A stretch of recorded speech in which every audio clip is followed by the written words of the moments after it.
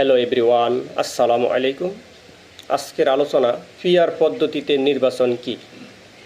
PR পদ্ধতিতে নির্বাচন হলো এমন একটি ভোট ব্যবস্থা যেখানে প্রতিটি দল যে পরিমাণ ভোট পায় তারা সেই পরিমাণ সংসদে আসন পায়। এতে জনগণের প্রকৃত মতামত বেশি প্রতিফলিত হয় এবং ছোট দলগুলো সংসদে আসন পাওয়ার সুযোগ পায়।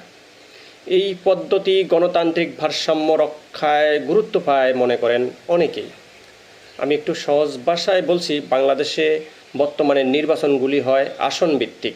আমরা নির্বাচনের মাধ্যমে একজন এমপি নির্বাচন করে থাকি, কিন্তু এই পদ্ধতি হচ্ছে এমন একটি পদ্ধতি, আমরা কোনো ব্যক্তিকে ভোট দেব না, আমরা সরাসরি দলকে ভোট দিয়ে নির্বাচিত করব। এখানে যে দল যত বেশি ভোট পাবে তারা পার্সেন্টেজ হারে ততটি আসন পাবে।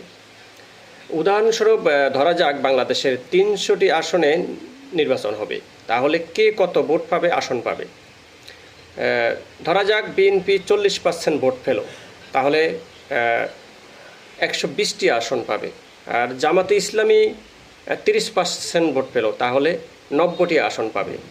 ইসলামী আন্দোলন 20% ভোট পেল, তাহলে তারা পাবে 60টি আসন। এনসিপি 10% ভোট পেল, তাহলে পাবে 30টি আসন।